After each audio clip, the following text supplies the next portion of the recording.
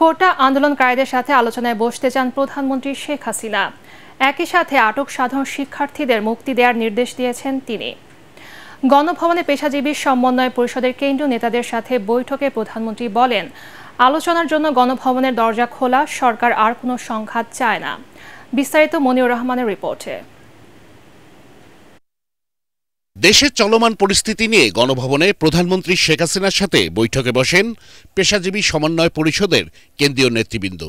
এতে বৈষম্য বিরোধী ছাত্র আন্দোলনকারীদের উদ্দেশ্যে তিনি বলেন, তাদের জন্য গণভবনের দরজা খোলা। তারা যদি বসতে চায় আমার সঙ্গে, এই আন্দোলনকারীরা, কোটা আন্দোলনকারীরা, আমি তাদের সাথে বসবো, তাদের কথা শুনবো, তাদের দাবি দাবি এ পর্যন্ত যা মেনে নিয়েছে আরও কিছু আছে কিনা সেটা হয়তো শুনতে হবে। গণভবনের দরজা খোলা, যখনই এই আন্দোলনকারীরা কথা বলতে চায়, আলোচনা করে সমাধান করতে চায়, আমি তাদের সাথে নিজেই বসতে রাজি। দরকার হলে তাদের গার্জিয়ানদের নিয়েও আসতে পারে।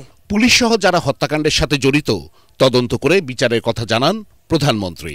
রংপুরে একটা ঘটনা ঘটেছে, যে পুলিশ দায়ী সেই পুলিশকে সাসপেন্ড করা হয়েছে এবং তার বিরুদ্ধে তদন্ত হচ্ছে এবং তার বিচার হবে। যারা এর সঙ্গে জড়িত, সে যেই হোক, সে পুলিশই হোক বা অন্য যে কেউ হোক, যারা অস্ত্রধারী, যারা এই ধরনের ঘটনা ঘটায়, তাদের সকলেরই তদন্ত হোক, বিচার হোক। তার জন্য আমি যে জুডিশিয়াল কমিটি করে দিয়েছিলাম, সেটা আরও দুজন নিয়োগ দিয়ে এটাকে 3 সদস্য বিশিষ্ট আমরা করে তাদের কর্মপরিধিটাও বাড়ালাম, সময়টাও বাড়িয়ে দিলাম। আমি এটা স্পষ্ট বলি, হত্যাকাণ্ডের সঙ্গে যারা জড়িত, সে যেই হোক, অবশ্যই তাদের বিচার করা হবে। একই সাথে সাধারণ শিক্ষার্থী সহ যারা হত্যার সাথে জড়িত নয়, তাদের অবিলম্বে মুক্তি দেওয়ার নির্দেশ দেন তিনি। আমি এটাও নির্দেশ দিয়েছি যে এর ভিতরে যারা নিরীহ আছে তাদের সবাইকে, এবং ছাত্র যারা একেবারে খুনের সাথে জড়িত না বা এই সমস্ত ধ্বংসাত্মক কাজের সাথে জড়িত না, তাদেরকে মুক্তি দেওয়া শুরু করবে এবং সেটা শুরু হয়ে যাচ্ছে।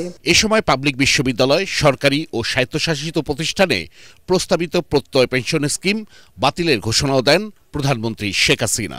বিশ্ববিদ্যালয়, স্বায়ত্তশাসিত প্রতিষ্ঠান এবং প্রজাতন্ত্রের সকল বেতনভোগ কর্মচারীদের ক্ষেত্রে সার্বজনীন পেনশন ব্যবস্থায় অংশগ্রহণের বাধ্যবাধকতা বাতিল করে দিয়েছি। বৈঠকে আন্দোলনরত সাধারণ শিক্ষার্থীদের প্রতি যত্নবান ও সহনশীল থাকার নির্দেশনা দেন প্রধানমন্ত্রী।